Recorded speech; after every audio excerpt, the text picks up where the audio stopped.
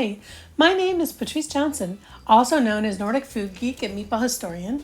I'm a food writer, cookbook author, and cooking teacher. And one of my favorite foods to talk about is Swedish pizza. I love Swedish pizza. What's Swedish pizza? Well, Swedish pizza is an amazing and unique food that tells a super cool story about immigration. Pizza hasn't always been a common food outside of Italy.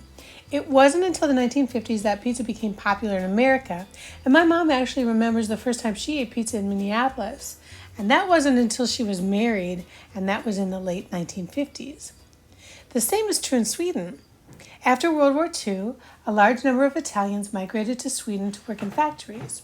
And in 1947, a restaurant in Västerås began serving pizzas to the Italian immigrants who worked at the nearby factory.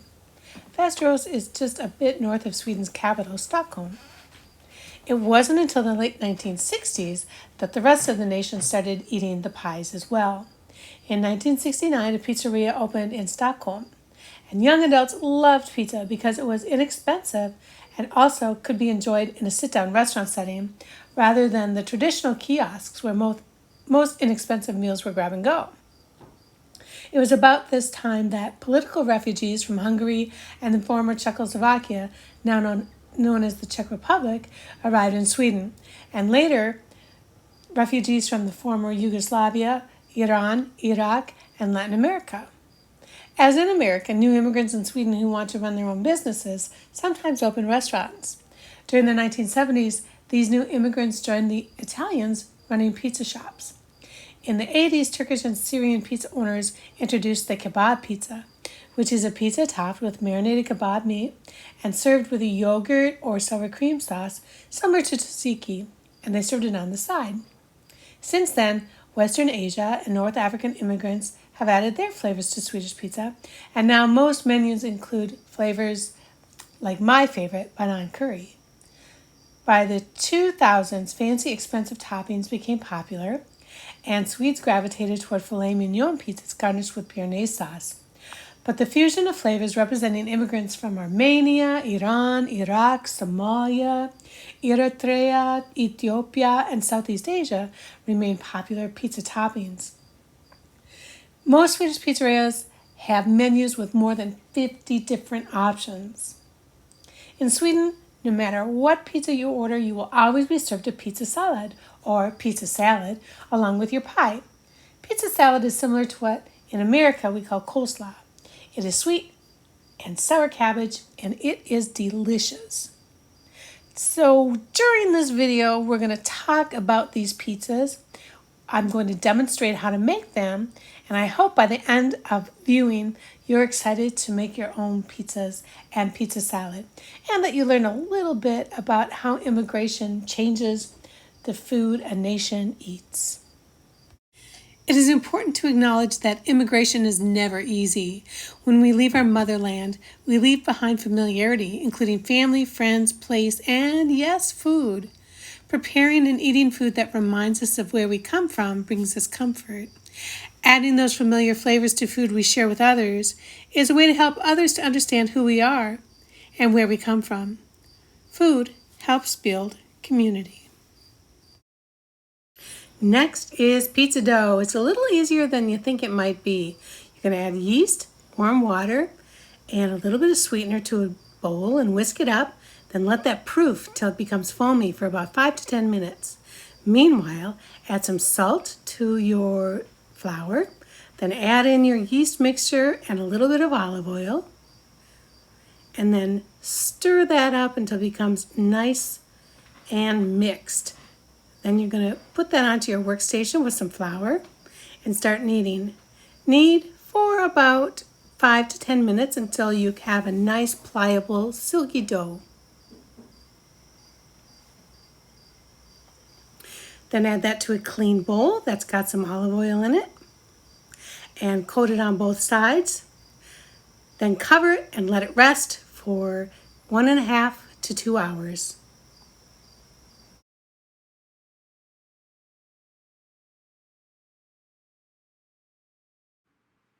Now that we've talked about pizza, it's time for us to make some.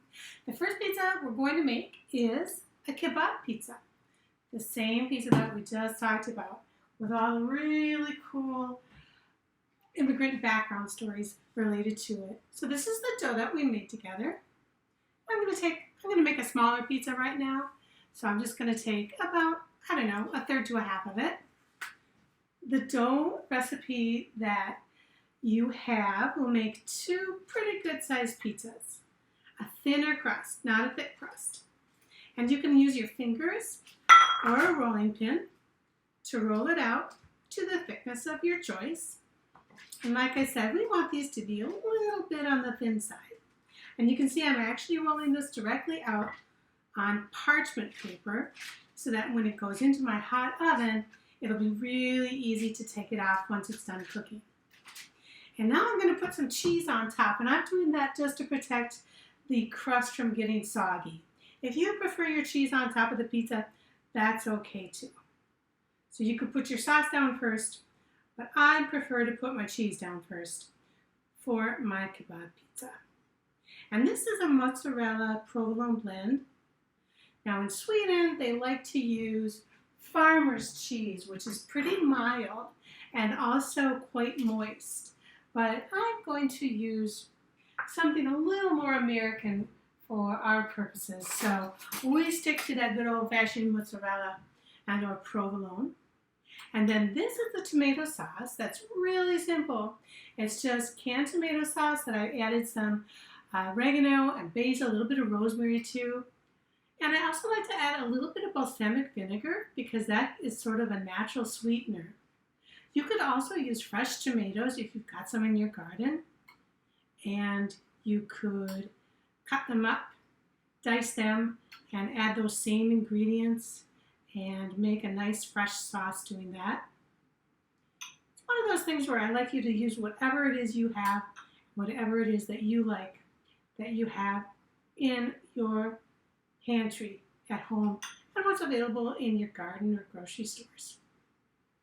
So I've covered that pretty well with my tomato sauce. And now remember the chicken that we made and marinated for about 4 hours.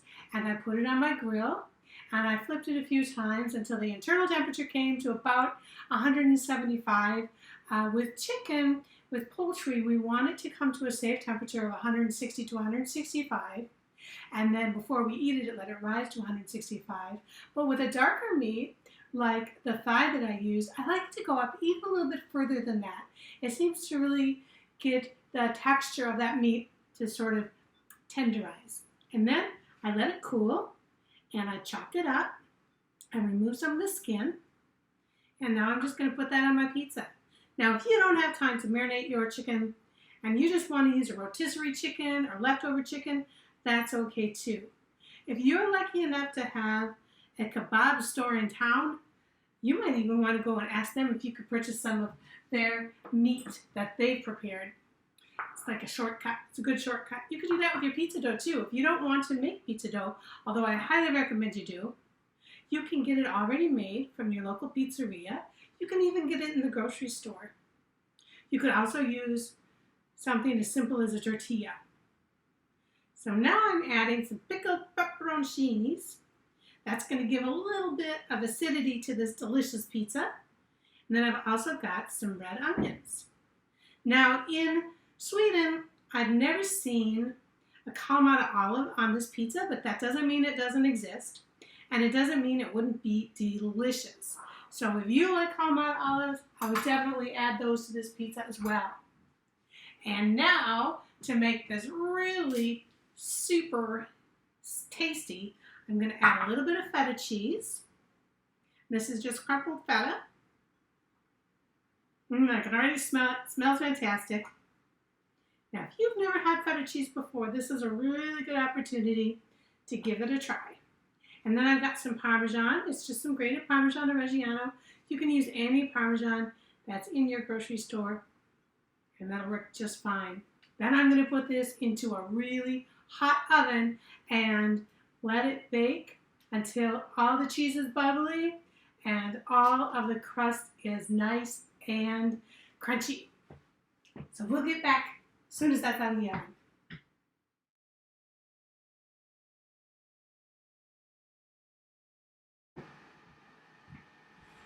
Now it's time to make my favorite pizza, bun on curry. It sounds a little strange, but trust me, once you bite into this pizza, you are going to love it. And it gives you an idea of some of the herbs and seasonings that folks from the Middle East and from Africa have brought with them to Sweden as immigrants and have added to the flavors of those pizza pies. First, we're going to start with that same pizza dough that we made earlier. And again, I'm just going to use my rolling pin to press it out pretty thin. And I don't know if you can hear in the background, but I have a cat that's trying to get into my garage. He likes to use his paws to knock on the door. Even though he knows he's not allowed in the garage, he still does it all the time. All right, so I've rolled my pizza dough out, and you can see it's not perfectly round, but that's okay, because it doesn't have to be perfectly round to be delicious. And I've just got some rounds of provolone. Again, you can use whatever cheese you like.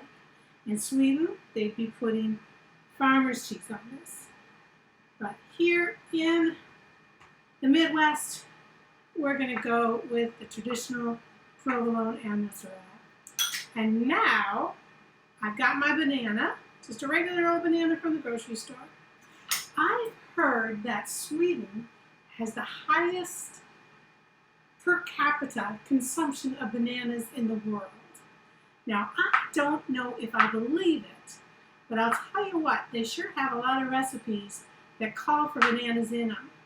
Whether it's in desserts, like something called a yino, which is bananas and other fruits that are chopped up and layered in a dish and then covered with grated white chocolate and then put into the broiler so the chocolate melts. And it sounds really simple. It is really simple, but it's super tasty. Or something called frigande yoko, which is what I call a Swedish hot dish or a casserole if you're not from Minnesota. And that is chicken and bananas layered with whipped cream and Heinz chili sauce. And you bake it up and you serve it on rice, and it is so delicious. And again, it sounds a little strange, but trust me, it's really good.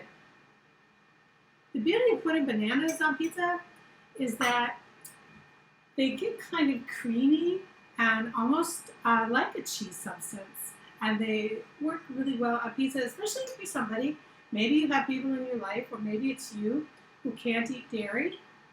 If you put banana on the pizza in place of cheese, you don't really even miss the cheese. So I added my layer of tomato sauce, and on top of that, I'm going to add something called garam masala, and it's a mixture. This particular one has cardamom and cinnamon and cloves in it. And I'm also going to add a little bit of curry powder. And this is also a combination of really fun different seasonings and spices. And you can get all sorts of different varieties at your grocery store or spice shop. Then I'm going to layer my bananas. They look like little banana pepperonis. And you can make them as thin or thick as you want.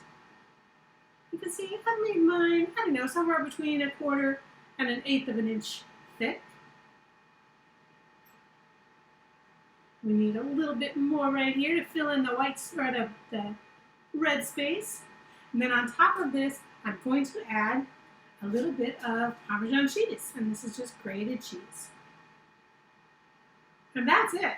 Now this is going to go into a hot oven until all of the cheese is melted and the bananas are kind of ooey gooey creamy.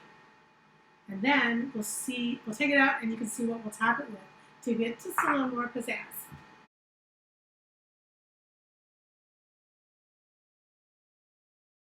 No Swedish pizza party would be complete without pizza salad. Pizza salad is served with every single pizza you get in Sweden, regardless of where you're ordering from, regardless of what's on your pizza.